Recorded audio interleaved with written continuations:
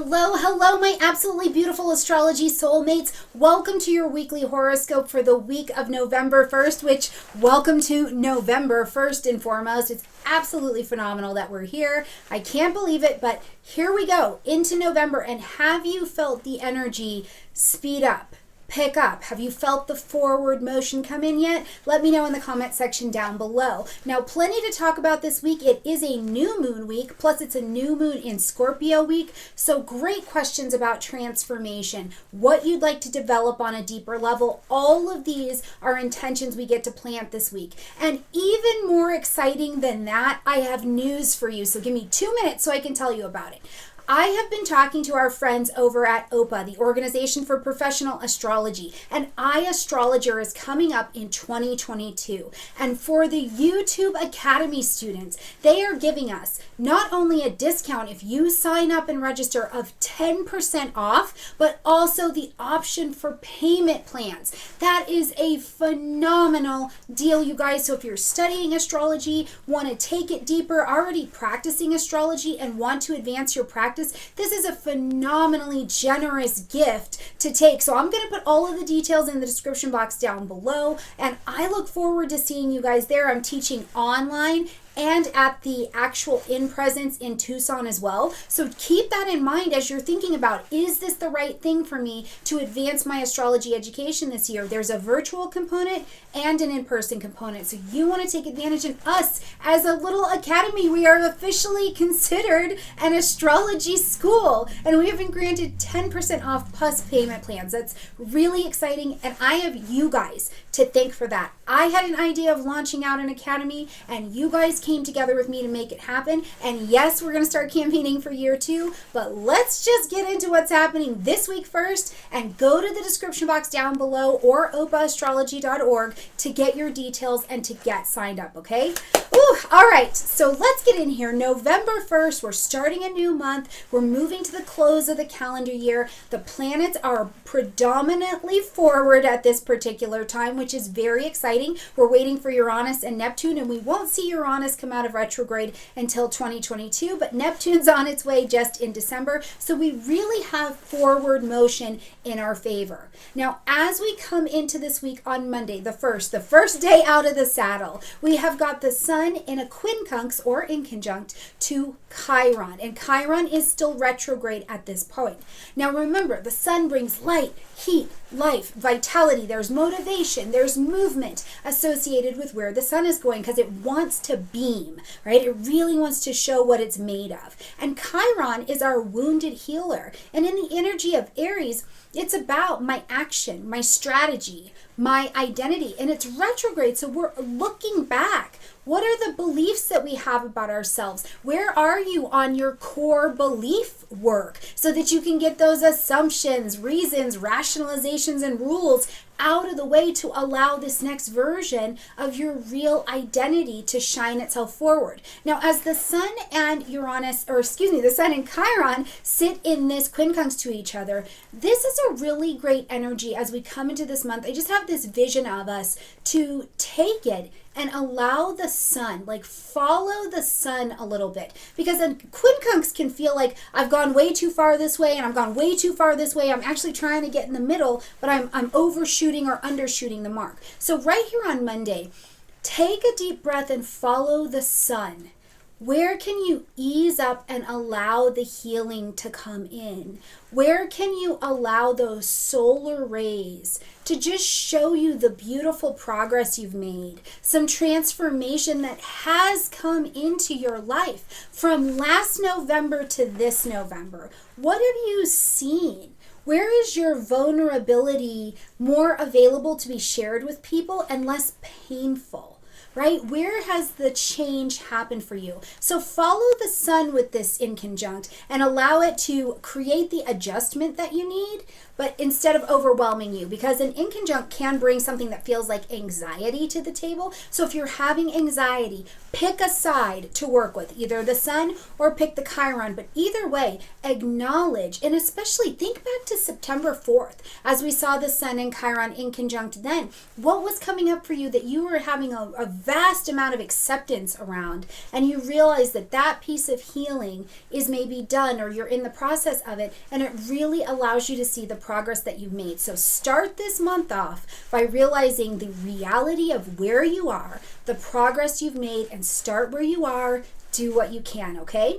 All right, now we jump into Tuesday, and in the United States, we've got election stuff going on. I feel like the United States just always has an election somewhere. We're like election, election, election, you know? So we do have that going on, but we're also going to have on that day Mercury in a square to Pluto. Now, Mercury has just wrapped up today the post-retrograde shadow phase. So it is finishing today that energy of being retrograde. We're having to look back over. Pluto's been out of retrograde for some time. So as these two come together and they square up, one of the things that you can keep in mind is that, first of all, yes, a square puts us under pressure. We can feel like we're polarized against something a little bit. But also, you can use a square because the pressure you feel that presents itself, use it to take an action. Put an idea out there to someone, something, an energetic body that you feel like has real pull and real power in your life or out in the world. This can be a great use of using your big voice, your thinking, your communication, your words, all of that to do yourself justice. Now, truly, to the other side, and because we do have to think about Pluto being out there in the transpersonal planets as well, for some people, it will be a day of really powerful views coming and pushing against each other. And we here get to use the astrology to think ahead and decide, do you need to participate in some potential chaos or potential tension that is around you? And it doesn't mean go pop your head in the sand if things are going on around you, but it means what's the highest vibration of Mercury and Pluto that can do the best good in the life of you and your community and the world. So think about that on the day. A square can be useful, even though it shows up a bit harsh, okay? Now, as we're traveling on and we get to the 4th, we're going to have the new moon happening in the energy of Scorpio at 12 degrees. So I want you to locate that on your chart. And again, please, if you don't have a chart, come get one from me. I make it easy to read. Plus, I give you a cool little breakdown that I think is a lot better than some things I've been seeing this year, okay? So come get a chart from me so you can see where this 12 degrees is at on your particular chart. But it is the new moon in Scorpio.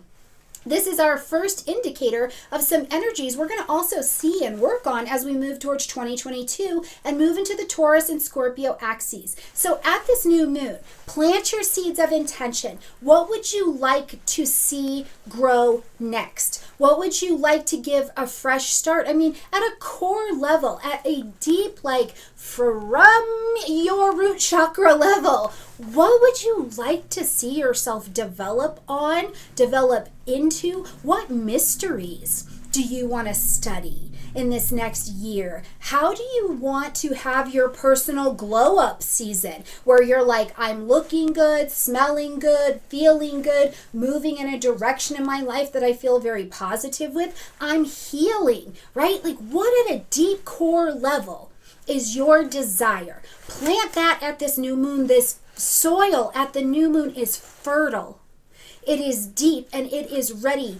It is like a cosmic energy has made ready a space for you to plant things to grow and help you change on a deeper level. Now, at the same time that we're experiencing this energy, we're also going to see that that sun is in opposition to Uranus, who is, of course, at this point still retrograde. So what you could be doing with this new moon to also have that fresh start is you have this vitality and this willingness to push forward on something old in a different way. Because at this point, we started on Monday back over here, where you're like, I'm going to forgive myself. I am going to look at where I have changed, where this business has changed. Where has there been some transformation? Where have I used these rays of the sun to acknowledge my new identity and healing? So now I have this inner piece of me that is freer, that is more innovative, that is willing to stop saying things like, I don't need any more friends, right? As soon as we say that, we start to give a resonant vibration to the universe that we don't need any more love. We don't need any more of the universal blessing that people can bring when they come into our lives. Right now, you can be thinking, I'm saying this because I don't need any more BS in my life. Sure, that is a different vibration, right? But where is there an innovative, willing openness to try something new based on what you're discovering, you're seeing in yourself, and you're gonna take it from the inside out and go create something because you're doing it at a new moon.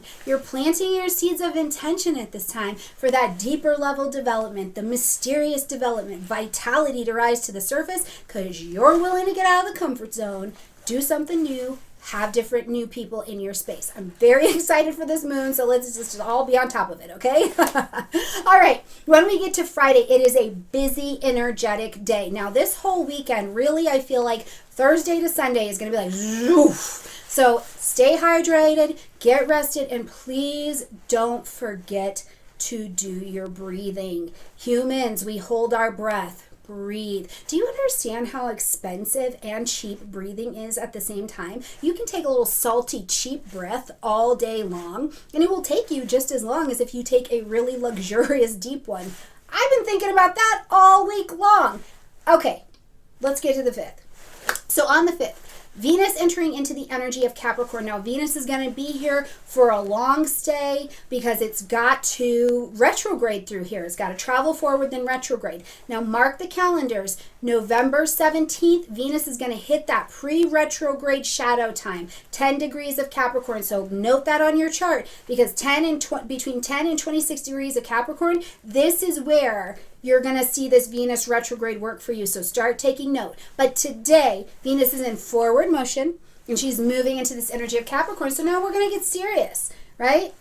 We're going to be a little bit more cautious with how we love. We're going to be a little bit more cautious with how we spend money because the question is, what is this relationship achieving? What's the value of this relationship? What's the value of this purchase? Does this purchase help me achieve, right? Am I being loving and free and harmonious and in flow with my money and my relationships? We're seeking something in Capricorn that is long, solid, steady, and can achieve in our lives because we want things to feel deeply committed to, I think. And Venus steps into that Capricornian vibration as she moves through this space. And it also gives us in this desire to have that depth and that achievement and that next thing, a nice level of maturity. It's like we leveled up just a little bit. So where in your life, as Venus travels through this Capricorn space, are you seeing yourself willing to level up in these particular areas?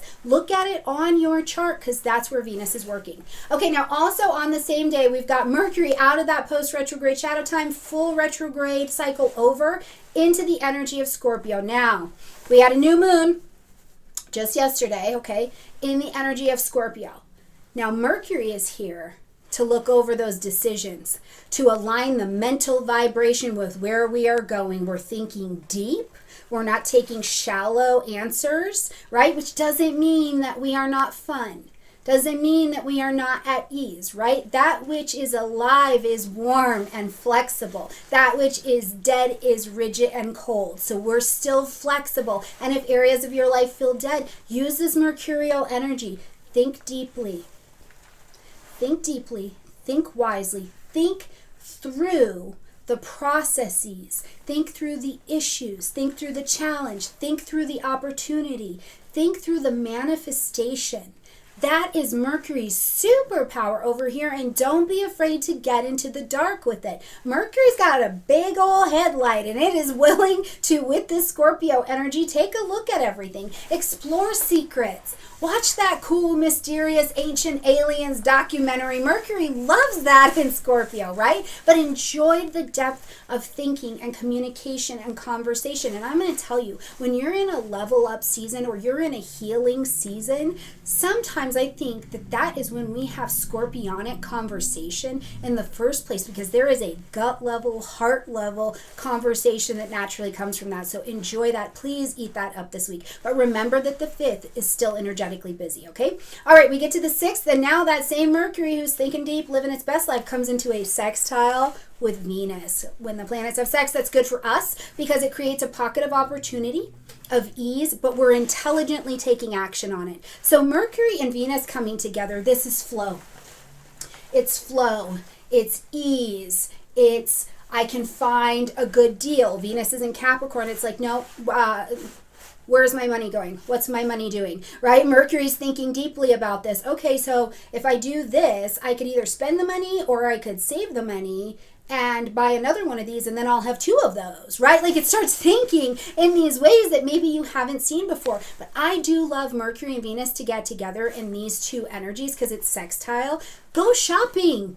Look for those deals. If you need to make big purchases, do it under this particular energy. Now, I also think that truly, if there are big decisions or big conversations that need to be had around money or around relationships, and that can be even business relationships, friendship relationships, whatever, it's an easier energy to be able to do that because things need to continue to be mutually beneficial, okay? Now, as we're closing out the week and we come to Sunday, we're actually going to see daylight savings time begin for all the places that do daylight savings times. And I do feel like I'm one of the only people in the world who loves daylight savings time. So if you love it, can you, or at least like it a little bit, can you tell me in the comment section down below? My husband hates it. But I think it's funny that we're coming into daylight savings time. We're going to fall back, right? It's time to fall back. And the moon moves into the energy of Capricorn. So it's this opportunity for us to kind of emotionally settle.